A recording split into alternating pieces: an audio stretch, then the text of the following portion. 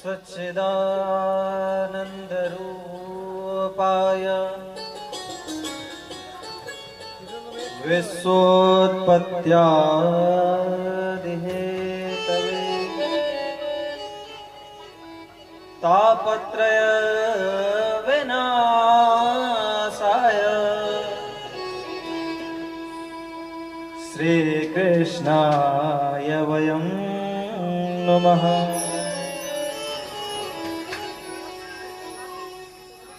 श्रीमद् भागवत महापुराण का पहला श्लोक। समय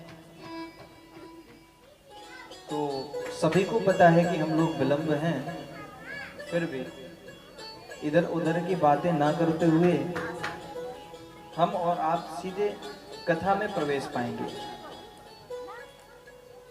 और श्रीमद् भागवत महापुराण में सबसे पहले विशेषता बताई गई है कि श्रीमद् भागवत महापुराण क्या है, क्यों सुना जाता है, इससे होता क्या है। इतना सारा व्यवस्था, इतनी सारी अपनी ऊर्जा और सभी को बुलाना, सभी को रखना और सभी के लिए रहने की व्यवस्था और बैठ करके अच्छे से सुनने की व्यवस्था जो हम लोग किए हैं या करते हैं, आखिरकार ये क्यों करते हैं और इससे हमें लाभ क्या प्राप्त होता है। और सबसे पहला प्रश्न तो ये होता है कि ये श्रीमद् भागवत महापुराण है क्या। क्योंकि जाने बिनु हो ही नहीं प्रतीति और बिनु प्रतीति हो ही नहीं प्रीति। जब तक हम एक दूसरे को जानेंगे नहीं तब तक उसके प्रति हमारा प्रेम जागृत नहीं हो सकता है। हम सुन सकते हैं किसी के विषय में और अगर सुन भी लिया तो इतना जान सकते हैं कि श्रीमद् भागवत महापुराण भी कोई कथा है और वो भी होती है, पर जब तक हम उसे अच्छे तरीके से जानेंगे नहीं तब तक उसके प्रति प्रेम नहीं होगा। और जब तक प्रेम नहीं होगा तब तक हम और आप परमात्मा को नहीं पा सकते हैं। मूल रूप से अगर कहें एक शब्द में तो भगवान नारायण के प्रति प्रेम जागृत करने का सबसे बड़ा उपचार है, सबसे बड़ी औषधि है। इससे बड़ा और कोई औषधि नहीं है। अगर हमें नारायण के प्रति प्रेम लाना है अपने हृदय में, चाहे वो बाल गोपाल के स्वरूप में हो, राधा रमन लाल के स्वरूप में हो, बांके बिहारी लाल के स्वरूप में हो, श्री राम चंद्र जी के स्वरूप में हो, किसी भी रूप में, अगर हमें भगवान नारायण के प्रति अपनी आस्था और अपना प्रेम प्रकट करना है और उनके प्रति, उनके चरणों के प्रति अपनी आस्था और अपनी उत्कंठा जागृत करनी है, तो हमें इस जो उपचार है, इस उपचार को हमें अपनाना ही पड़ेगा। क्योंकि इसमें साक्षात भगवान नारायण का निवास बताया गया है। आगे की कथा में वर्णन आएगी जब भगवान अपने शरीर का त्याग करते हैं ना, तो इसी श्रीमद् भागवत महापुराण में आकर के विराजमान हो जाते हैं। तो अगर हमें प्रेम प्रकट करना है, अगर अपने भीतर भक्ति जागृत करनी है, अपने भीतर ज्ञान को लाना है, तो ये श्रीमद् भागवत महापुराण का सेवन करना ही पड़ेगा। एक ही एंटीबायोटिक है जो कि सभी का सार है। इतने बड़े बड़े ग्रंथ लिखे गए हमारे संस्कृत और सनातन धर्म में। 4 वेद हो गए, 17 पुराण हो गए, 6 शास्त्र हो गए। वैसे तो कहा गया है अनंत शास्त्रम बहुलाश्च विद्या अल्पश्च कालो बहुविघ्नता च यत्सारभूतम तदुपास्यनीयम हंसो यथा क्षीरमिवाम्ब मध्यात्। वैसे तो हम लोग शास्त्र के विषय में जानते हैं कि 6 शास्त्र है, पर अगर गिनना प्रारंभ करें तो 6 के अलग अलग भाग हैं और 6 की अलग अलग शाखाएं हैं। अगर गिनना प्रारंभ करें तो अनंत शास्त्र हो जाएगा, विद्याओं की कमी नहीं रह जाएगी। ज्ञान अर्जन करने के लिए अनेक प्रकार के ग्रंथ बने हैं हमारे संस्कृत और सनातन धर्म में। अगर आपको शरीर के विषय में जानना है तो अलग शास्त्र पढ़ना पड़ेगा, अगर सूक्ष्म शरीर के विषय में जानना है तो अलग शास्त्र पढ़ना पड़ेगा, और उससे भी सूक्ष्म शरीर के विषय में जानना है तो भी अलग शास्त्र को पढ़ना पड़ेगा। एक शरीर के ज्ञान के लिए न जाने कितने सारे शास्त्र बने हैं। तो वैसे ही अगर हमें भगवान के प्रति आस्था लानी है तो इस ग्रंथ का हमें सेवन करना पड़ेगा, और आज से हम लोग उस सेवन को प्रारंभ करते हैं। सुबह से ही बड़ा ही सुंदर, हमें तो अनुमान नहीं था इसका, हालांकि चलना तो पड़ा पर आनंद भी उतना ही आया। सभी लोग एक साथ गए और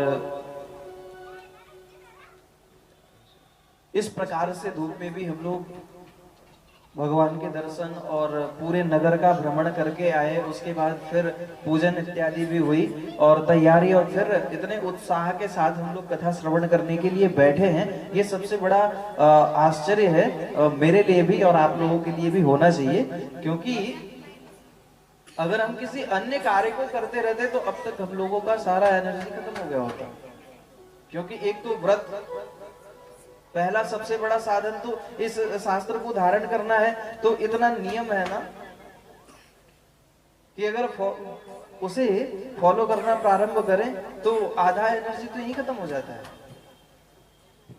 हम लोग सुबह से उठ करके फलाहार रह के फिर जल बिना पिए कलश को लेके आए और पूरे नगर का भ्रमण करके फिर यहाँ कलश स्थापन करके पूजन इत्यादि करके फिर हल्का फुल्का वो भी, हालांकि भागवत में बताया गया है कि निराहारो यथाहारो तन नस्को, जो एक सूत्र है कि भागवत श्रवण करने के लिए हमें क्या क्या करना चाहिए और कैसे रहना चाहिए। आज की कथा में तो संभव नहीं है, पर मैं कल श्रवण करने की विधि को बताऊंगा कि भागवत श्रवण कैसे किया जाता है। तो उसमें आया है कि आप निराहार रह करके श्रवण करिए, पर आज ये कलयुग का शरीर है ना, तो हमें तो लगता है कि निराहार क्या, फलाहार के बाद भी संभव नहीं होता है। प्रेम से बोलना पड़ेगा राधे राधे। एक बार और बोलिए, हाँ आवाज आनी चाहिए ना, क्या बात। तो अभी तो ऐसा स्थिति है, अपने शरीर को हम लोग इस तरीके से ढाल लिए हैं कि फलाहार के बाद भी संभव नहीं होता है। हम लोग फलाहार के भी अलग अलग तरीके बना लिए हैं।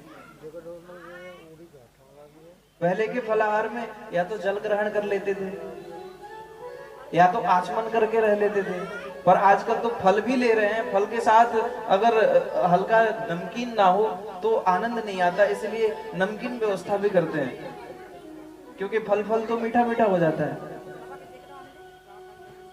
और मैं तो कई जगह ऐसा देखा हूं कि जिस दिन व्रत रहना होता है ना, उस दिन अधिकांश लोग अधिक तैयारियां करते हैं, अच्छे अच्छे स्वादिष्ट फलाहार बनाते हैं। क्यों? क्योंकि आज व्रत रहना है, और जब व्रत रहना है तो फिर इतनी व्यवस्थाएं क्यों?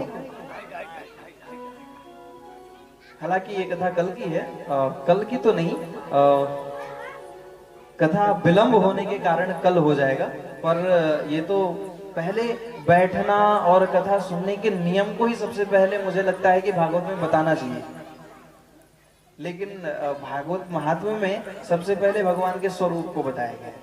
हालांकि इतने बड़े संत इसके रचयिता किए हैं, तो कहीं ना कहीं पहले स्वरूप को दर्शाए हैं तो परम सत्य ही होगा। और स्वरूप भी बताते हैं, तो कैसा स्वरूप बताते हैं? सच्चिदानंद स्वरूपाय। भगवान का स्वरूप कैसा है? तो सत चित और आनंद स्वरूप है। हमारे परम परमात्मा अखिलेश्वर भगवान जो है ना, वो हमेशा आनंद स्वरूप में रहते हैं।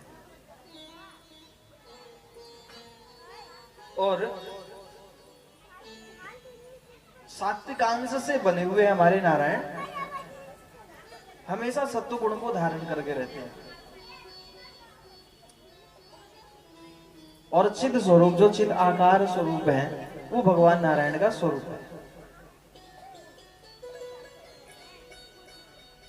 मैं और आप व्यर्थ में ही आनंद की कल्पना करते हैं। हमें तो ऐसा ज्ञात होता है कि अगर आनंद स्वरूप के सन्मुख आकर के बैठ जाएं तो आनंद अपने आप स्फुटित होने लगता है। क्योंकि किसी दुर्गंध के पास जाकर के, किसी गंदगी के पास जाकर के हम लोग कभी आज तक गंदगी मांगे हैं क्या कि हे गंदगी हमें दुर्गंध दो? उसका स्वभाव है, वो तो बैठते ही, उसके पास जाते ही दुर्गंध देगा। किसी पुष्प के पास जाकर के हम लोग कभी खुशबू नहीं मांगते। क्यों नहीं मांगते?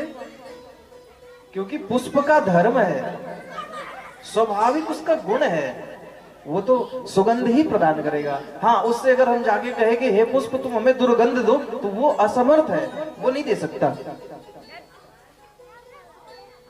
तो हमें तो ऐसा लगता है कि आनंद स्वरूप जो हमारे नारायण हैं, इनके पास आने के बाद अपने आप हमें आनंद की अनुभूति होने लगती है। कभी कभी आप लोग ध्यान दिए होंगे कि मंदिरों में जाते हैं, हालांकि हल्ला और शोरगुल वहां भी होता है, और हल्ला और शोरगुल झगड़े में भी होता है, पर दोनों में फर्क कितना है? जो झगड़ा वाला हल्ला है ना, वहां अगर 2 मिनट कोई बगल में आकर के खड़े हो जाए ना, तो उसका भी ब्लड प्रेशर हाई हो जाता है। क्यों? क्योंकि वो अराजक बातें की जाती है। और शोरगुल और हल्ला जो है ना, मंदिर में भी हो रहा है, शंखनाद हो रहा है, घंटानाद हो रहा है, और अच्छे अच्छे मंत्रोच्चारण हो रहे हैं, अच्छे अच्छे जयकारा लग रहा है, उससे उससे सात्विकता स्फुटित होती है, जिसके कारण से हमारे बीपी हाई नहीं अपितु और नॉर्मल हो जाता है। ऐसा लगता है कि मानो और ये शोर और हो, क्योंकि ये शोरगुल ना सात्विक है, इससे हमारे हृदय को कष्ट नहीं पहुंचेगा।